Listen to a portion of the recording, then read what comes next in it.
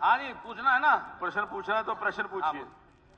धन्यवाद अध्यक्ष जी। हाँ जी। मेरा और आप में फर्क एक होगा भाई साहब, नहीं वो वही एक फर्क होगा। आपने तो ये मान लेते इंटेंशनली बोल रहे हो आप, मैं आपके साथ बोल रहा हूं तो उस पर मोहर लगा रहा हूं कि ये पक्की बात है, घोटाला हो रहा है। मैं तो एक बात, मेरा सवाल ये है जी, सबसे पहले तो ये विषय चिंता का विषय है कि हमारे प्रदेश में इस प्रकार की जहरीली शराब से हमारे हरियाणा के नागरिकों की मृत्यु हो रही है। और ये आज कोई पहली बार नहीं हो रही, 1 साल पहले पानीपत में भी ऐसी घटना हुई थी जिसमें भी काफी मौतें हुई थी। इस प्रकार की घटनाओं को रोका कैसे जाए, मेन इंपॉर्टेंट चीज ये है।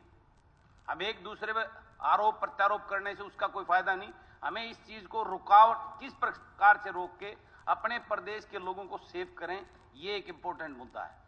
रही बात जो बात करें, मंत्री जी ने इसमें जवाब में दिया है कि 5 वर्षों में, तो मंत्री जी मैं आपको याद दिलाना चाहता हूं, मैंने करीबन 6-7 महीने पहले आपको एक रिटर्न में दिया था मेरे महम का मुद्दा, और मेरे यहां जितनी मौतें, इससे लगभग इतनी मौतें मेरे अकेले महम शहर में पिछले 4 साल में हो चुकी है। मैं इस बात का आपको विवरण, और उसमें कईयों की तो मैंने आपको जो दिया था रिटर्न में, 1-2 उसकी मैंने की दी है, चिट्टा बेचने वालों की मैंने कंप्लेंट की थी। उसी दौरान 3-4 घर ऐसे बर्बाद हुए थे जिनको इकलौते बच्चों की डेथ हुई थी। शायद आपके रिकॉर्ड में वो होंगे भी नहीं।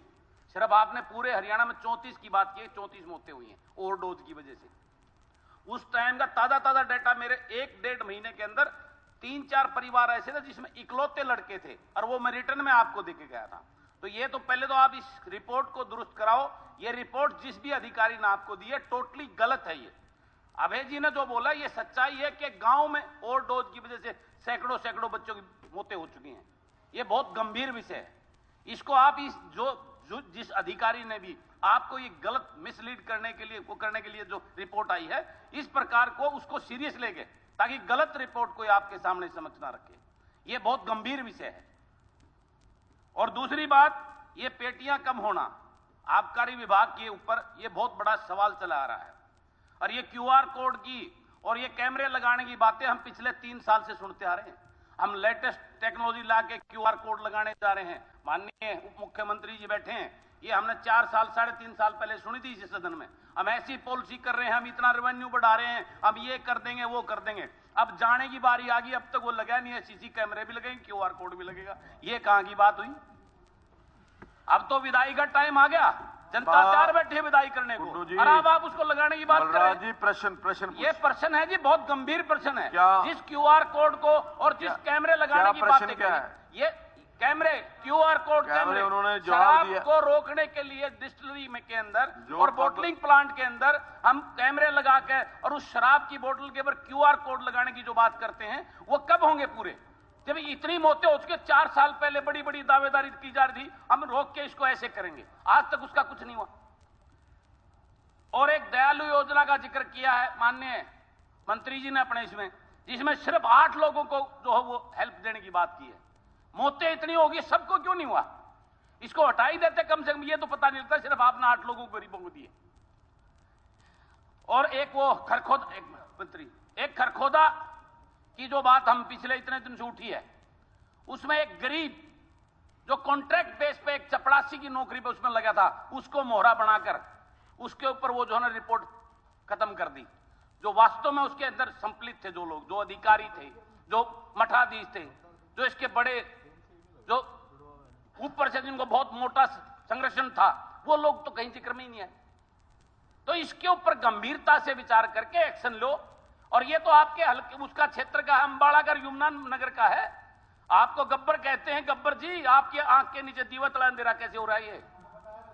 ये आप देखो ना, इतनी बड़ी वो चीज है, आपका नाम है, हम आपका वो सब रिस्पेक्ट करते हैं आपके नाम का, ये आपके आश्वासन पे हम विश्वास भी करते हैं। पहली बार हुआ है हाँ, कि हर कनेक्टेड आदमी को अरेस्ट किया गया, बनाने वाला, जगह देने वाला, जगह दिलाने वाला, बोतलें सप्लाई करने वाला, स्टिकर सप्लाई करने वाला, ढक्कन सप्लाई करने वाला, ठेकेदार को, जो ओरिजिनल ठेकेदार था उसको भी गिरफ्तार किया, उस ठेकेदार ने जिसको किया उसको भी गिरफ्तार किया, फ्लैट ठेके से जो करिंदों ने बेची उनको भी गिरफ्तार किया।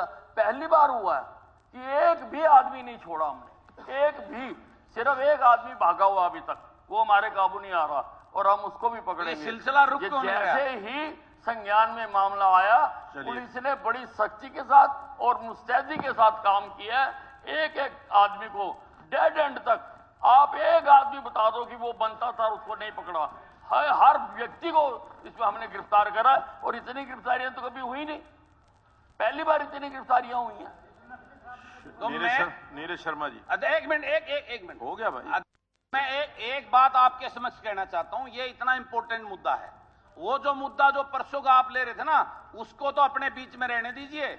अगर सीटिंग जज से करवाना है ना, तो इस मुद्दे के करवाइए। चलिए, इस शराब घोटाले को, इसको देखिए, इस कल को अमृत फिर योजना तुम ही घोटाले कहोगे को, कि इसको क्यों करवा और रहे इस हो? टेंडर घोटाले को, और पहले शुगर मान मिल का करते जो हैं, फिर कहते हैं शीरा क्यों घोटाले करवा को, रहे हो? इसका सीटिंग जज से करवाइए, तब मजा आएगा। चलिए, नीरज शर्मा हमारे जी। आपसी मुद्दे को वहां